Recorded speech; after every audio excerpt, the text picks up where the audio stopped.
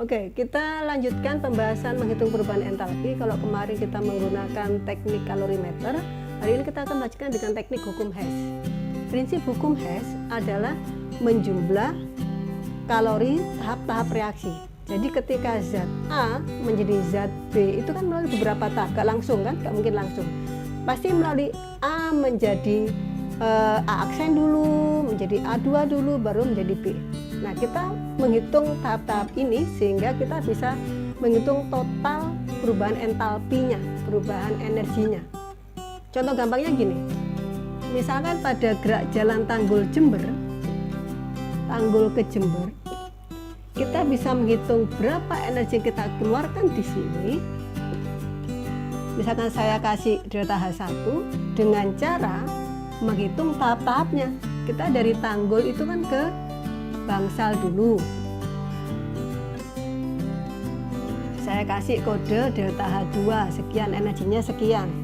Dari Bangsal kita ke Rambi Puji dulu. Energinya saya kasih kode sekian. Barulah dari Rambi Puji kita ke finish, ke Jember. Saya kasih kode delta H4. Jadi kita bisa menghitung berapa energi total yang kita keluarkan dari Tanggul ke Jember dengan cara menjumlah delta H2, delta H3, dan delta H4. Kalau saya tuliskan delta H1 sama dengan delta H2 tambah delta H3 tambah delta H4. Dengan syarat arah harus searah dengan yang ditanyakan. Bagaimana kalau misalkan ini arahnya saya balik? Maka delta H3-nya saya ganti dengan tanda minus. Begitu konsepnya ya. Nah, coba kita aplikasikan ke soal yang sudah saya bagikan ke kamu. Kamu buka soal nomor 10. Soal nomor 10. Di situ ada diagram pembentukan zinc sulfat.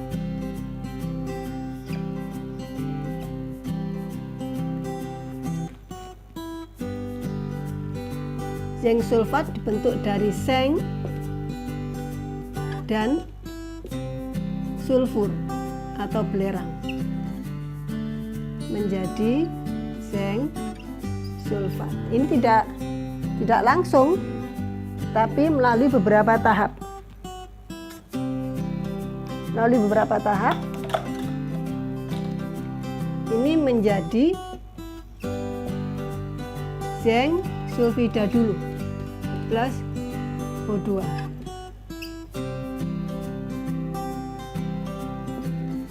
Nah, jadi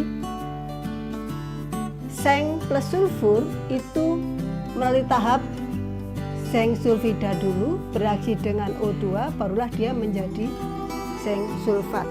Kalau di sini entalpinya 0, di sini entalpinya min 206, di sini entalpinya min 983. Kalau di sini saya simbolkan delta H1, ini delta H2, ini delta H3. Pertanyaannya, hitunglah entalpi ZnSO4 dari ZNS. Jadi yang ditanyakan ini ZnSO4 dari ZNS. Tadi bahwa konsep hukum Hess delta H1 sama dengan delta H2 plus delta H3. Kalau ini ditanyakan delta H3, berarti delta H3 sama dengan delta H1 dikurangi delta H2. Kita masukkan angkanya. Delta H1 ini kan sekian, berarti dari atas sampai akhir berarti min 983 dikurangi delta H2 sekian, berarti min 206. Hasilnya min 983 plus 206 sama dengan min 777 kilojoule per mol. Itu cara kalau kita menghitung delta H dengan teknik diagram. Ada dua tipe soal untuk hukum Hess, ada yang berupa teknik diagram seperti ini, ada yang menjumlah tahap-tahap reaksi. Contohnya di soal nomor 7. Kita lihat soal nomor 7. Ini saya hapus dulu.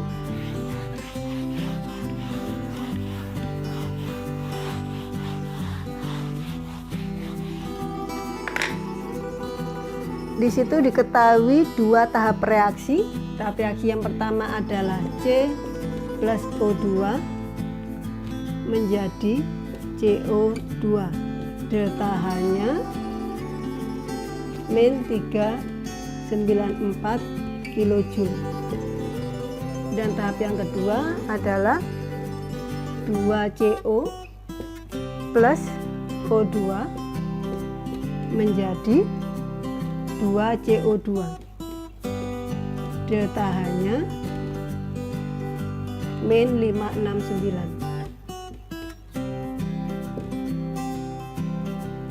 Ini diketahui. Yang ditanyakan, hitunglah delta H pembentukan 1 mol karbon monoksida. Pembentukan 1 mol karbon monoksida. Nah, ini kalian harus mengarang reaksinya. Namanya pembentukan berarti kan suatu senyawa dibentuk dari unsur-unsurnya. Pembentukan karbon monoksida, berarti di sini tempatnya karbon monoksidanya. Karbon monoksida dibentuk dari C plus O2. Tahu dari mana, Bu?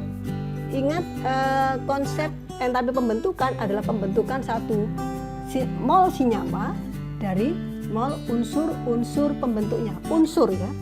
Unsur. Lalu kenapa ini kok bukan unsur, kok O2? Karena oksigen itu tidak bisa monotomik, dia harus diatomik. Hidrogen juga tidak bisa monotomik, ya, harus diatomik. Jadi harus O2. Kalau C bisa. Oke. Nah, supaya ini sama, jadi sebelum reaksi dia 2, sesudah reaksi dia 1, maka ini saya kali setengah. Karena setengah kali 2 kan 1. Dan reaksi ini setara. Langkah selanjutnya kita tinggal menyusun dua tahap reaksi ini sebagaimana caranya sehingga nanti hasil akhirnya harus begini. Oke, tahapnya saya cari tahap reaksi yang ada C-nya, yaitu ada di reaksi pertama. Maka saya tulis reaksi pertama C plus O2 menjadi CO2. Delta H-nya min 394 kJ. Jadi kalau tempatnya sudah sama, sama-sama di ruas kiri, jumlahnya sudah sama, maka saya tinggal tulis saja. Sekarang kita lihat, ini C sudah terpenuhi ya, sudah terpenuhi. Kita lihat selanjutnya, langkah selanjutnya ada O2. Nah, masalahnya ada 2O2. Jadi saya abaikan aja, cari yang khas ya. Yang khas di sini CO ya. Jadi saya cari di antara dua reaksi ini yang ada CO-nya ada reaksi kedua. Tapi tempatnya tidak sama. Yang ditanyakan di ruas kanan, yang diketahui di ruas kiri. Maka nanti saya balik. Saya balik begini. Selain saya balik, karena yang ditanyakan itu 1 jumlahnya, yang diketahui jumlahnya 2, maka selain saya balik juga semuanya saya bagi 2. Oke, jadi kalau ini dibagi 2, maka saat ini semuanya dibagi 2. Saya tulis ya. Ini saya balik kan? Berarti ini saya taruh di sini, ini saya taruh di sini. 2CO2 tadi saya bagi 2 ya. Dibagi 2 semuanya menjadi 1CO2. Kemudian 2Cu saya bagi 2 menjadi CO. 1O2 saya bagi 2 menjadi setengah O2. Saya ulang. 2CO2 saya bagi 2 menjadi 1CO2. 2CO menjadi CO. 1O2 menjadi setengah O2. Delta H-nya karena tadi saya balik yang semula negatif dia menjadi plus. 569 dibagi 2 hasilnya 284,5 kilojoule. Terus kalau sudah tertulis semua tinggal kita jumlah. Zat yang sama di tempat yang berbeda bisa saling mengurangi. 1 CO2, 1 CO2 maka habis. Kemudian O2, di sini O2, ini 1 O2, di sini setengah O2, berarti ini habis, ini tinggal setengah. Sehingga saya tulis sisanya C plus setengah O2 menjadi CO. Delta H-nya min 109,5. Kalau hasil akhirnya sama yang ditanyakan berarti delta H kamu benar. Tapi kalau nggak sama berarti harus ada yang dicek lagi, mungkin ada kekeliruan. Itu ya cara menghitung perubahan entalpi dengan hukum